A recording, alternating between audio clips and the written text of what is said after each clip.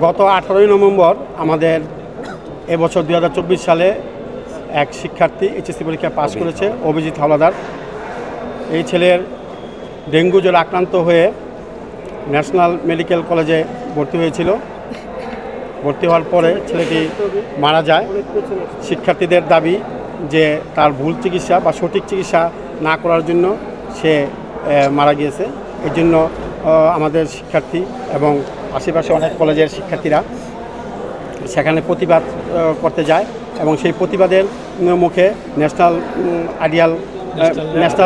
Medical college তারা আতঙ্কিতভাবে হামলা চালায় বিভিন্ন সন্ত্রাসী গুন্ডা বাহিনী নিয়ে। এই থেকে আসলে এই সূত্রপাত। তো আমরা আমাদের শিক্ষার্থীদের 18 তারিখ থেকে বারবার নোটিশ, বিভিন্নভাবে গ্রুপে বিভিন্নভাবে মেসেজ দিয়ে তাদেরকে এই ধরনের কর্মকাণ্ড বা কোনো ধরনের সভা সমাবেশ বা মিছিল করতে নিষেধ করেছি। আমরা প্রতিদিনই আমরা বিভিন্নভাবে তাদেরকে মেসেজ পাঠাচ্ছি, তারপরে নোটিশ দিচ্ছি, কিন্তু কোনোভাবেই আমরা তাদেরকে থামাইতে পারতেছি না।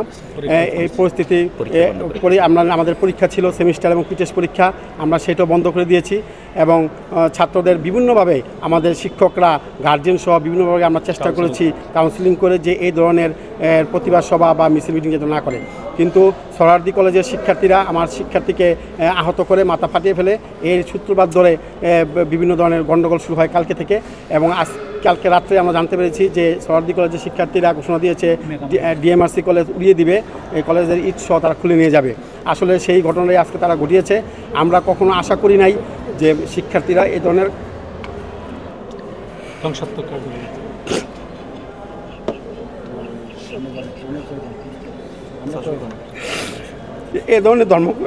কর্মকাণ্ড করতে পারে, ধ্বংসাত্মক। সকল শিক্ষা প্রতিষ্ঠানের শিক্ষার্থীদের তাদের লেখাপড়া, তাদের কাজও লেখাপড়া, কিন্তু তারা আজকে এই ঢাকার সুনামধন্য টপ 10-এর একটি কলেজ, এই কলেজ এত সুন্দর একটি কলেজকে কীভাবে তারা ধ্বংস করলো। আসলে শিক্ষার্থীর সাথে কিছু ছাত্র অছাত্র কিছু ভাড়াটে বিভিন্ন কুচক্রী মহল এখানে এসে আজকে এই ধরনের অপকর্ম করেছে। কিন্তু দেখেন আমাদের শিক্ষকরা কবি নজরুল সোহরাওয়ার্দী কলেজের শিক্ষার্থীদের আমরা সেভ করে দিয়েছি এবং আমাদের শিক্ষকরা আহত হয়েছে তাদেরকে সেভ করার জন্য। তারপরও তারা আমাদের ক্ষান্ত করেনি। আমাদের প্রায় 50 থেকে 60 কোটি টাকার ক্ষতি করেছে।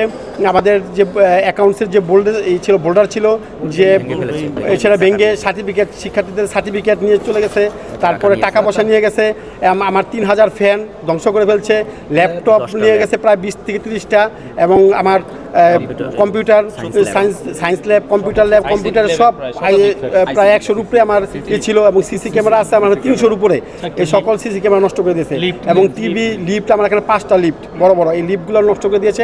হিসাব করলে 60 থেকে 70 কোটি টাকার বেশি হতে পারে। এবং আমার এই 12তলা ভবনের একটা জানালার কাজও নয়। আপনারা দেখতে পাচ্ছেন, আপনারা আজকে সারাদিন এটা রিপোর্ট করেছেন।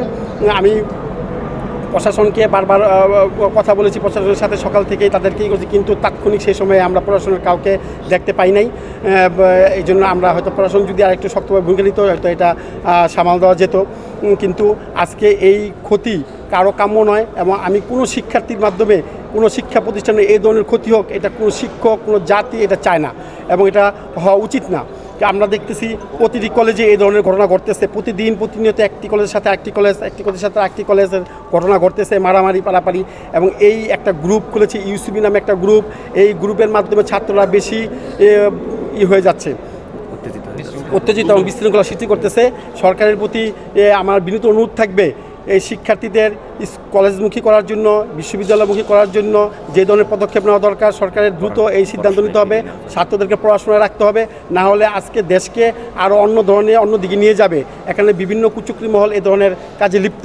আমাদের আজকে বিকালে সোহরাওয়ার্দী কলেজের প্রিন্সিপাল, ঢাকার ডিসি এবং আমি সহ আরও কয়েকটি কলেজের প্রিন্সিপাল সহ প্রশাসন সহ আজকে বিকাল 4টায় মিটিং করে এটা সমাধান করার জন্য আমরা বসার কথা আমাদের। কিন্তু আমরা নোটিশ দেওয়ার পরেও এবং সোহরাওয়ার্দী কলেজ থেকে নোটিশ দেওয়ার পরও ছাত্ররা সেটাকে উপেক্ষা করে তারা আজকে আতর্কিত হামলা চালায় এবং বিরাট ধ্বংসযজ্ঞ চালায়। এবং আমার যে শিক্ষার্থী আছে, অনেক শিক্ষার্থী আহত হয়েছে। আমরা এখন আমাদের গণনা আমরা করতে পারি নাই, প্রায় 100-র উপরে শিক্ষার্থী আহত হয়েছে। এবং আমরা কিন্তু আমাদের শিক্ষকরা কিন্তু সোহরাওয়ার্দী কলেজের শিক্ষার্থীদের সেভ করেছে। আমাদের অনেক শিক্ষক আহত হয়েছে, তাদের শরীরে এখনও দেখেন রক্তের দাগ রয়েছে। তো আমি আপনাদের মাধ্যমে প্রশাসনকে বলতে চাই, এটি একটি সুষ্ঠু তদন্ত করে সঠিক বিচার করা হোক এবং বর্তমান সরকারকে আমি বিনীত অনুরোধ করব প্রত্যেকটি শিক্ষা প্রতিষ্ঠান একটা স্বাভাবিক পর্যায়ে চলে আসুক এবং শিক্ষার্থীরা যেন লেখাপড়ায় মনোযোগ দেয়। এটা করার জন্য কী ধরনের পদক্ষেপ এই সরকারের নেওয়া উচিত সেটা দ্রুত যদি না নিতে পারে দেশ কিন্তু আরও অন্যদিকে চলে যাবে, এটা আমার মনে হচ্ছে। আমি সকলের প্রতি বিনীত অনুরোধ করব, মিডিয়া থেকে শুরু করে প্রশাসনের সকলকে, আপনারা এই বিষয়গুলো তুলে ধরবেন এবং কোনো কলেজেই যেন কোনো শিক্ষার্থী কলেজের উপর আক্রমণ না করে। এটা কারো কাম্য নয়, কোনো শিক্ষকের কাম্য নয়, ছাত্রেরও কাম্য নয় এবং দেশের কারো কাম্য নয়। সকলের প্রতি শ্রদ্ধা রেখে আমি বিদায় নিচ্ছি। আসসালামু আলাইকুম।